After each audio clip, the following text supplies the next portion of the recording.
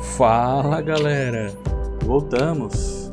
Esse é o canal Engenharia etc e tal. Eu sou o Kaká Patrício. Estamos aqui hoje na Termoelétrica de Piratininga. Muita gente pediu, né, a termoelétrica aqui no canal e ela tá aí, ó, bonitona. Estamos bem próximos do Autódromo de Interlagos, na Avenida Nossa Senhora do Sabará, na Zona Sul, e nós vamos te fazer uma pergunta. Qual é a capacidade de geração de energia dessa termoelétrica? Qual é a razão dela ter sido feita? E quem construiu essa usina? É isso que nós vamos ver no vídeo de hoje. Mas antes, né, dá aquela curtida, ativa o sininho aí, beleza? Isso ajuda muito a criação de conteúdo. Então vamos lá, bora pro vídeo?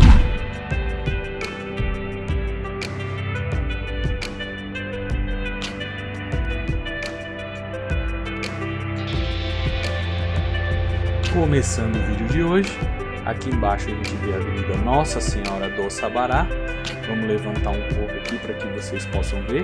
Estamos a 120 metros de altura, um prédio de 40 andares, a mesma altura ali da Ponte Estaiada.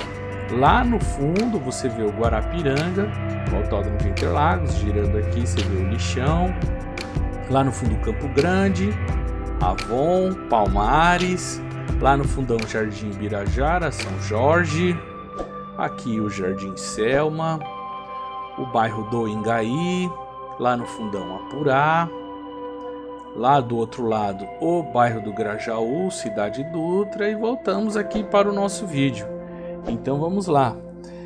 A termoelétrica de Piratininga, que opera dentro da cidade de São Paulo, ela é de fundamental importância, não apenas hoje, que temos a escassez de água, sim, desde a sua inauguração em 1954. Antes é preciso entender o contexto histórico que ela está inserida. Então vamos lá, nos anos 50 a gente vivia o que? Pós Segunda Guerra Mundial. A Segunda Guerra Mundial durou de 1939 a 1945 e São Paulo crescia num ritmo muito acelerado. Afinal, antes da guerra, em 1940, a cidade de São Paulo tinha 1.300.000 pessoas. Isso seria equivalente hoje à cidade de Porto Alegre. E se viu saltar para um número de 3.500.000 pessoas em 1950. Ou seja, a cidade de São Paulo triplicou de tamanho em 10 anos. E São Paulo passa a depender muito da energia elétrica. Afinal, o transporte da cidade de São Paulo era feita por bondes elétricos. E a cidade também tinha uma forte industrialização. Nesse mesmo período, o Brasil passava pela sua pior crise hídrica nos anos 50. Lembrando que a geração de energia no Brasil é totalmente feita por hidroelétrica. E com hidroelétrica, quando você não tem água, logo não vai ter energia. Então, São Paulo sem água e precisando gerar energia, a empresa Light, que ficava ali no viaduto do Chá, onde é hoje o Shopping Light, então planejou construir uma termoelétrica dentro da cidade de São Paulo para atender essa necessidade. E onde que era favorável geograficamente? Aqui no final do Rio Pinheiros, né, Barra Jurubatuba, do lado da represa Billings. Esse local era muito estratégico por causa dessas duas grandes fontes de água, porque uma termoelétrica ela precisa de muita água para gerar energia. Então, em 15 de novembro de 1954 é inaugurada a termoelétrica, que possuía duas unidades de 100 megawatts cada. As duas somadas davam 200 megawatts. Isso daí era o suficiente para abastecer 200.000 casas. As turbinas elas foram compradas para serem usadas com carvão. Elas foram importadas da Inglaterra, que na Inglaterra se usava muito carvão mineral, mas aqui no Brasil a gente não usava muito esse recurso. Então ela foi adaptada para o óleo combustível. Esse óleo ele vinha lá do Porto de Santos, passava por Cubatão, vem por São Caetano e ela passa por debaixo dessas torres elétricas aí. O duto de óleo que vem lá de Cubatão. E chegando aqui na termoelétrica. E o período que Piratininga mais gerou energia foi ali por volta dos anos 50, 60. Ela teve um recorde de 3,7 gigawatt de energia. Isso foi em 1969. Isso é o suficiente para abastecer 3 milhões e 700 mil casas. Já nos anos 70, ela teve uma queda brusca de produção de energia, porque o mundo passava pela crise do petróleo, porque lá Israel estava em guerra no Golfo na ocasião, então o petróleo não estava chegando aqui. Então a termoelétrica ela teve esse grande problema, afinal de contas ela usava um derivado do petróleo. Em 1979 eles tentaram usar o etanol aqui para gerar energia, mas não teve muito sucesso não. Em 2001 o Brasil sofreu um apagão. Eu já falo o que foi esse apagão, mas isso trouxe uma nova fase aqui para Piratininga.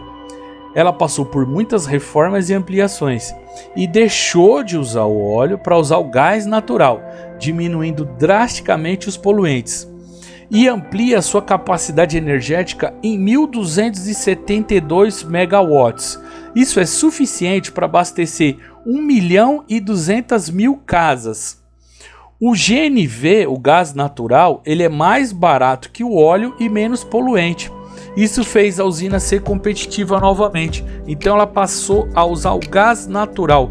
O gás natural que alimenta ela aqui é essa linha amarela que a gente vê aí embaixo, tá vendo? Lá na frente tem a estação de gás que abastece aqui hoje a termoelétrica e eu já vou mostrar ela para vocês aqui, beleza? E falando do apagão, por que aconteceu o apagão em 2001? Porque era o seguinte: o Brasil dependia mais de 80% da hidrelétrica, da energia hidrelétrica. E aconteceu naquela época o que está acontecendo hoje. Os níveis de água eles estavam muito baixos e como não tinha água, não gerou energia. Por isso que teve o apagão, porque a gente era muito dependente da hidrelétrica. Então o governo da época se viu na necessidade de construir termoelétricas para não depender da hidroelétrica. Hoje o Brasil não é tão dependente da hidroelétrica, por isso que até agora a gente não teve apagão. Ó, você tá vendo ali as linhas amarelas? As linhas amarelas significa que isso é gás. Pela norma brasileira, a linha amarela é gás. Eu ainda vou fazer um vídeo explicando o que é tubulação amarela, tubulação vermelha, tubulação verde, mas para que você saiba que ali embaixo, no canto esquerdo, a linha amarela é de gás. E como eu falei no começo do vídeo, esse gás vem lá de Cubatão, tá? Essas torres de alta tensão que a gente vê aí na cidade de São Paulo, ali embaixo está passando o gás que alimenta aqui a termoelétrica e depois segue e vai lá para Barueri. É outra coisa que eu vou fazer um vídeo também explicando a alimentação de São Paulo através de oleoduto e gasoduto. Daqui a gente consegue ver bem essas turbinas, que são turbinas a gás, essas torres aqui. A da direita ela tem 54 metros, a da esquerda tem 43 metros de altura. Baixar aqui para que vocês possam ver direitinho, tá vendo? Eu não vou falar hoje do funcionamento da termoelétrica, eu vou contar mais esse histórico. Eu tô pensando em fazer 3 vídeos aqui para explicar também qual foi a evolução dela ao longo do tempo, porque não vai dar para falar tudo aqui, se não vir o podcast. Ó, tá vendo as turbinas aí? Que elas são muito bonitas, né? Eu vou dar um giro maior aqui para que vocês possam ver direitinho. Vou dar uma girada aqui para que vocês possam ver onde era armazenado óleo diesel. Era nesse canto aqui, que você vê que falta até um gramadinho. Era aqui que ficavam os tanques de óleo diesel para abastecer a termoelétrica na época. Olhando aqui, ó, você repara muito bem a evolução dela ao longo do tempo. Ali na esquerda, a parte mais antiga que eu falei. A do meio, a parte intermediária, a reforma que foi feita. E por último aqui na direita, a última reforma em 2001. Vou dar um outro giro aqui para que vocês vejam a estação de gás que abastece hoje a termoelétrica. Deixa eu girar mais a câmera aqui para que vocês possam ver, levantar um pouquinho. Aqui, ó, tá vendo? Essa aqui é a estação de gás que abastece hoje a termoelétrica Piratininga. É isso aqui que faz ela funcionar hoje, essas tubulações amarelas. Como eu falei, tubulação amarela é gás, segundo a norma brasileira. Então vamos voltar aqui. Então vamos falar da cronologia aqui da termoelétrica. Como eu falei lá no começo, quem construiu a termoelétrica foi a Companhia Light, A Light fez essa termoelétrica lá em 1954 e ela foi dona dela por esse período de 54 até 1981. De 1981 a empresa foi estatizada e passou para Eletropaulo. A Eletropaulo passou a ser dona da Piratininga. Aí ali em 1998 a EMAI assume o controle, do qual pertence até hoje. Aqui embaixo, esse emaranhado de tubo que você tá vendo aqui, tá vendo que ele faz um S? Isso não é bagunça não, gente. Isso daí é uma norma técnica, isso se chama lira.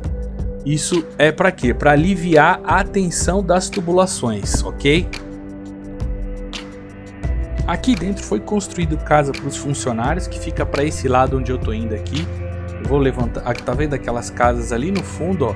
Eram casas de funcionários que moravam aqui dentro da termoelétrica. E aqui também tinha uma escola, o SESI, que funcionou até meados dos anos 80, mas eu não sei exatamente onde que ficava essa escola. E aqui dentro tem bastante área, tem um campo de futebol, tem uma pista de corrida, tem um campo de tênis que a população mesmo usa. Tem uma estrutura muito grande aqui que a própria população usa.